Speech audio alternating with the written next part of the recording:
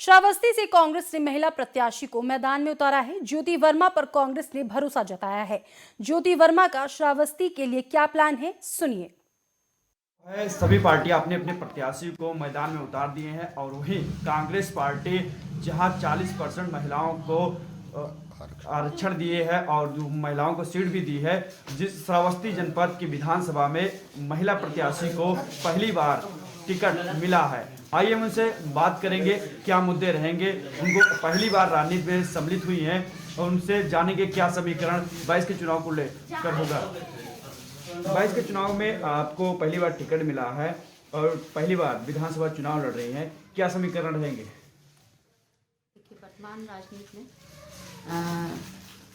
समीकरण हमारा रहेगा महंगाई।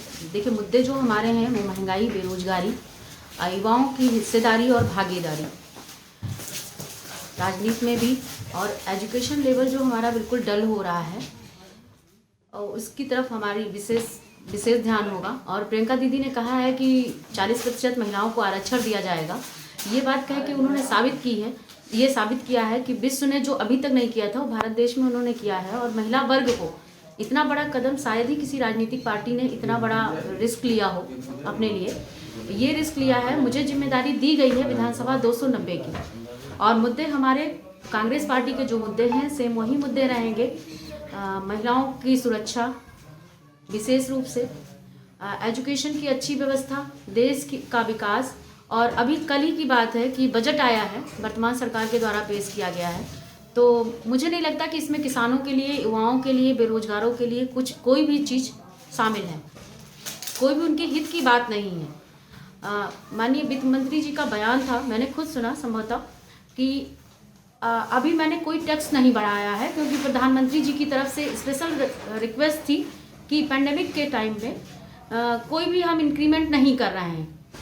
इनके कहने का क्या मतलब था कि मतलब आप करना चाहते थे और इंक्रीमेंट करना चाहते, मतलब महंगाई से जनता जूझ रही है। 2 साल से हम पैंडेमिक की स्थिति से विश्व पूरा परेशान है, और आज अब जनता के ऊपर मतलब ये एहसान कर रहे हैं कि मैंने नहीं किया।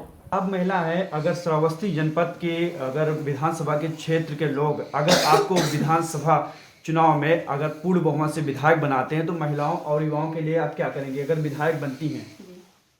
देखिए, महिलाओं के लिए सर्वप्रथम तो मैं शिक्षा की व्यवस्था पहले आवश्यक है। इसके साथ जैसे प्रियंका जी ने कहा कि महिलाओं को हर घर में 3 सिलेंडर मुफ्त दिए जाएंगे, तो कहने को तो बहुत छोटी सी बात है, लेकिन बहुत ही बेसिक बात है। महिलाएं इससे जूझते शायद अपने स्वास्थ्य का ध्यान नहीं रख पा रही हैं, और वर्तमान सरकार ने जो योजना दी थी वो बिल्कुल असफल रही। उसकी सफलता मतलब कहीं भी दिखाई नहीं दी। लोगों के सिलेंडर के ऊपर चूल्हे रखे हुए हैं, सब्सिडी आई नहीं खातों में, और गरीब को एक बार लालच देके परेशान किया गया सिर्फ चूल्हा और सिलेंडर खरीदने के लिए। ना तो उनके खाते में सब्सिडी दी गई। 3 सिलेंडर महिलाओं के लिए दिए जा रहे हैं, वो कांग्रेस पार्टी की प्रतिज्ञा पत्र है। इसके साथ विधायक होने के नाते मेरी कोशिश होगी कि महिलाओं के हित के लिए, महिलाओं की रक्षा के लिए जो जो योजनाएं पार्टी की तरफ से लॉन्च होंगी उस पर पूरा अमल किया जाएगा, शासन और प्रशासन की तरफ से।